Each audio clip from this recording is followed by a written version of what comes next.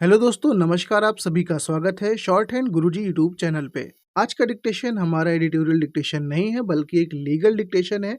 आप लोग इसको भी लिखने का अभ्यास करिए। स्पीड बहुत ज़्यादा नहीं रहेगी, आप लोग अच्छे से लिखने का अभ्यास करिएगा। और साथ ही में डिक्टेशन आपका जैसा भी हुआ हो कमेंट करके, जब वीडियो यहाँ पे लाइव वाली खत्म हो जाएगी तो कमेंट करके जरूर बताइएगा कि कैसा आपने परफॉर्मेंस किया आज के डिक्टेशन में। अब सभी लोग रेडी हो जाइए, टाइम को वेस्ट नहीं करते हैं, सीधा स्टार्ट करते हैं आज के डिक्टेशन को। डिक्टेशन स्टार्ट हो जाएगी 5 सेकंड के बाद। Ready, start. पीड़िता के पिता रामलाल ने दिनांक 30/1/2013 को प्रथम सूचना रिपोर्ट संबंधित थाने में दर्ज कराई कि उसकी 9 वर्षीय पुत्री सायं 6 बजे से लापता है। उसमें यह भी कथन किया कि अपीलार्थी उसकी पुत्री को बीड़ी लेने लिए किराना के दुकान पर भेजा था। तब से वह गायब है।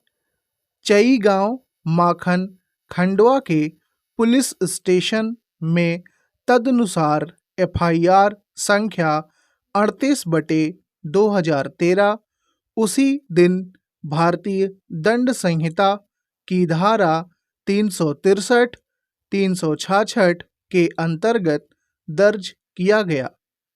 अगले दिन 2/2/2013 को खेत में पीड़िता का शव पाया गया।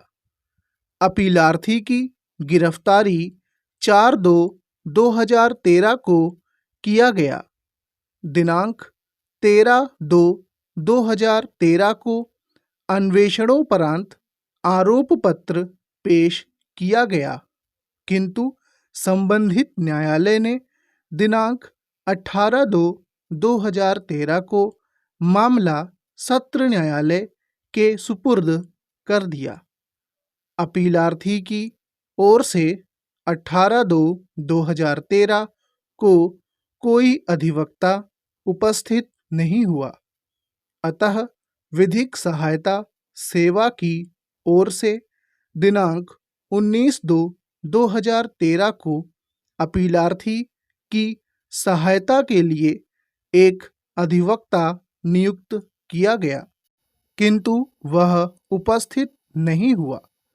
फिर भी इसी दिन सत्र न्यायालय ने अपीलार्थी के विरुद्ध भारतीय दंड संहिता की धारा 302, 363, 366, 376 2 और 377 तथा यौन अपराधों से बालकों का संरक्षण अधिनियम 2012 की धारा 4, 5 और 6 के अंतर्गत अपीलार्थी के विरुद्ध आरोप तय किया और 26/2/2013 तक अभियोजन के कुल 13 साक्षियों के साक्ष्य पूरा कर लिए गए।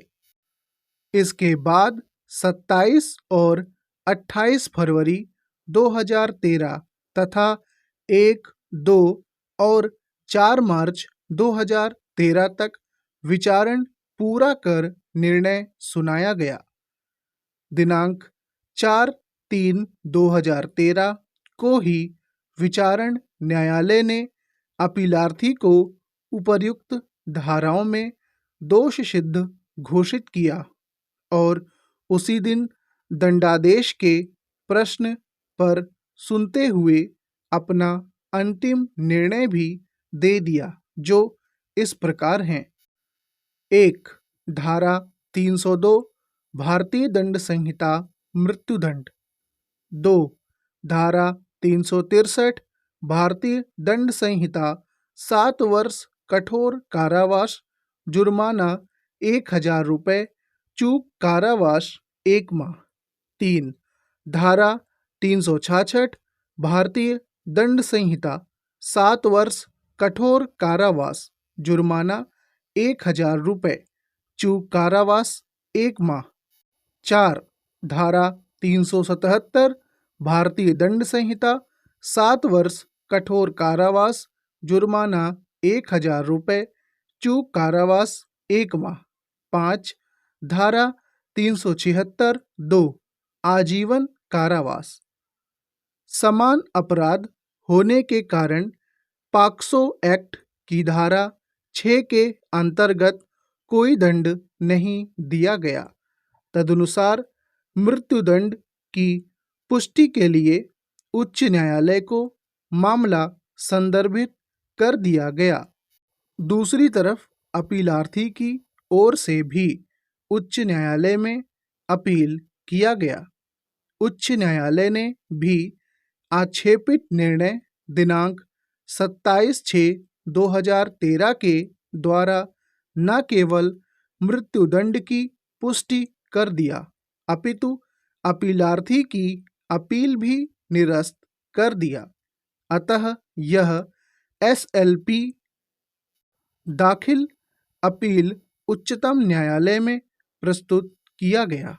उच्चतम न्यायालय विधिक सेवा प्राधिकरण ने अपीलार्थी के लिए श्री सिद्धार्थ लूथरा, वरिष्ठ अधिवक्ता को न्याय मित्र नियुक्त किया, जिन्होंने प्रथम एवं द्वितीय सुनवाई की तिथि पर निम्नलिखित महत्वपूर्ण प्रश्न उठाए, जिन पर केंद्रित होकर पूर्ण पीठ ने न केवल अपीलार्थी के दंडादेश को निरस्त कर दिया, अपितु मामले पर पुनः विचार के निर्देश के साथ अन्य निर्देश भी जारी किया।